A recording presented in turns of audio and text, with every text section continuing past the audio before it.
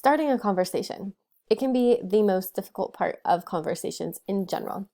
So we're going to look this week in its entirety at the skill and the art form of starting conversation.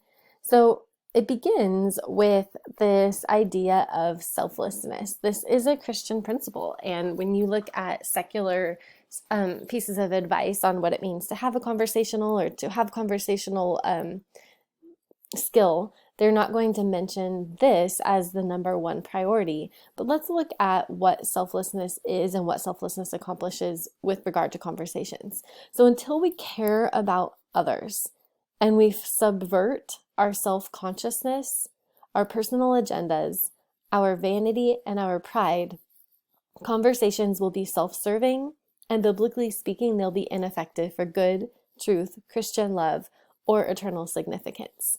So in order to have a conversation, you have to have the right motive.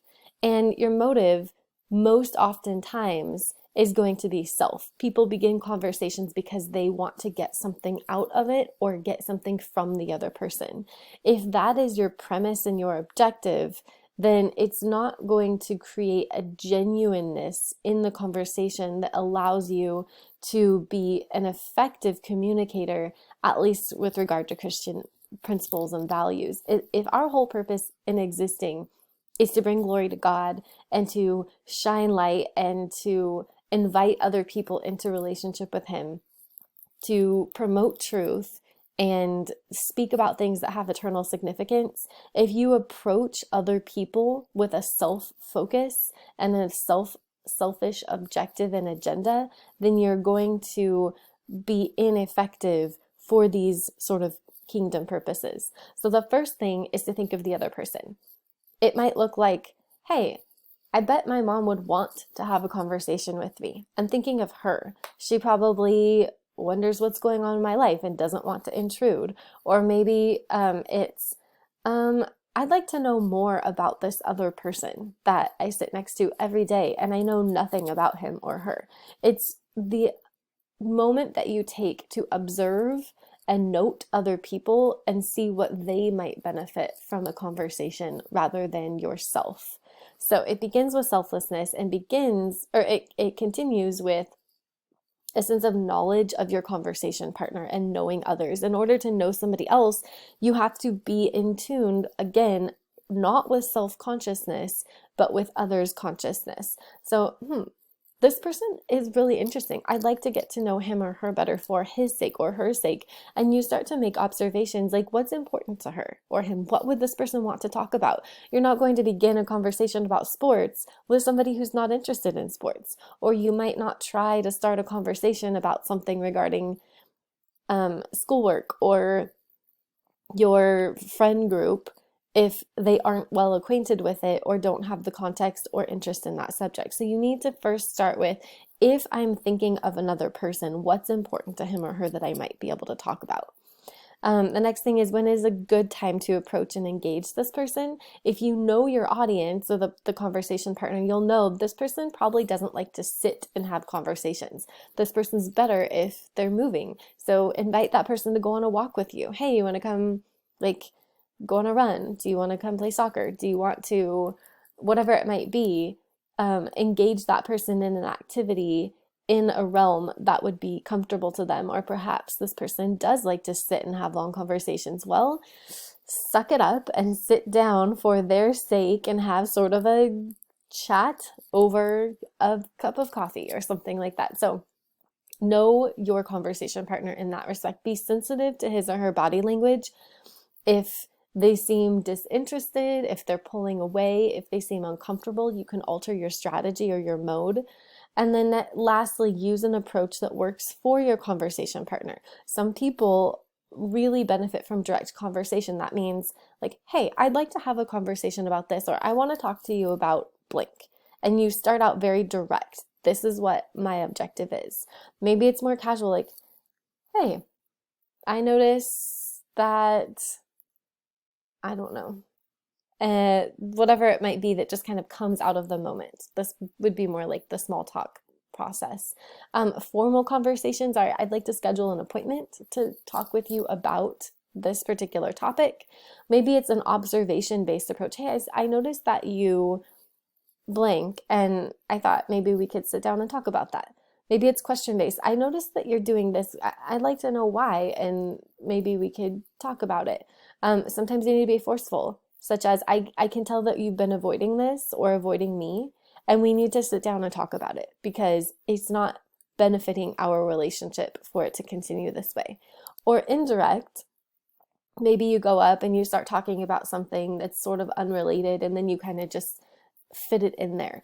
Every person is different, and every conversation is going to stem from a different approach based on your conversation partner.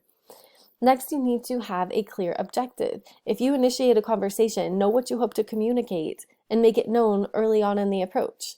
So a lot of people will come into a room, or they'll kind of, hey, or they'll kind of stand there awkwardly, but they don't make known what their objective is, and it's unclear why they're seeking out that conversation. And so you need to make it known very early in the conversation and clearly. Like a thesis, stick to that objective and redirect the conversation back to it as frequently as required, and avoid and help the person you're talking with avoid those fallacies such as a red herring or a slippery slope. If you need to have a pointed, direct conversation, you don't let them go off on tangents. Bring them back, bring yourself back. Don't think like, hey, I wanted to talk about this topic, and then suddenly you're talking about vacation next summer. Bring it back and say, okay, we do need to talk about that, but let's come back to our purpose for now, and let's talk about this week and what we're trying to accomplish. So keep it clearly organized with that thesis statement or your objective. And then you want to embed questions or pauses to check for understanding, to make sure that the person you're conversing with is following. So you might say, does that make sense? Or when I ask this, like, do you have any questions in response to that, or are we clear? So that would be how to maintain your clear objective. And then it's time for you to listen. Once you've made your point known, you've stated your objective, you've led into the conversation, it's listening time now. And there's different types of listeners that I wanted to go over. I found these charts to be helpful. They obviously oversimplify what scholarship has shown about listening. But there are 4 types of listeners. There's a detached listener, a passive listener, involved, and active. All of these are different types of listening, but obviously an active listener is the most effective. So let's look at the different characteristics. A detached listener will avoid making eye contact. He's going to appear withdrawn, lack enthusiasm, and seem inattentive, disinterested, or bored. I have seen this. I'm sure all of you have experienced detached listeners, so try not to be that way. A passive listener is equally kind of disturbing to have a conversation with, because they may or may not make eye contact. They're going to fake attention and use little energy or effort in the conversation and appear calm and laid back, but they're not really listening and they're not engaged with you. An involved listener provides some direct eye contact. They have an alert posture. They give the speaker some attention and reflect on the message to a degree. But overall, the active listener has an alert posture. They use direct eye contact, give full attention, focus on what is being said, and they fully participate. If you're not in a position to be an active listener, you can pause the conversation and say, I'd like to think about this further. Can we come back and address this at a different time? I'll get back to you. So really put things on hold until you feel like you can be an active listener. Whole body listening, that's involved in active listening, you need to look at the person. Your feet need to be quiet, not restless and moving around. You don't need to be like standing or pacing back and forth. You need to be listening. You need to face the speaker. Do not talk, hum, or make sounds. Keep your hands quiet in your lap, in your pockets, or by your side. Don't like fiddle with your phone or a pencil or something. You need to be thinking about what's being said and then care about the person who's saying that. So again, if children can utilize this infographic, I think you can as well. And then here's some statistics. These are drawn from the UK, but I thought they were really interesting for our cause about kind of why this is all important. So in some areas of the UK, 50% of children start school without adequate communication skills. 10% have persistent communication difficulties. 60% of the prison population has a communication difficulty. 45% of young people referred for mental health services have communication difficulties. And since 2012, the number of pupils categorized by primary schools with a communication disorder has increased by 11%.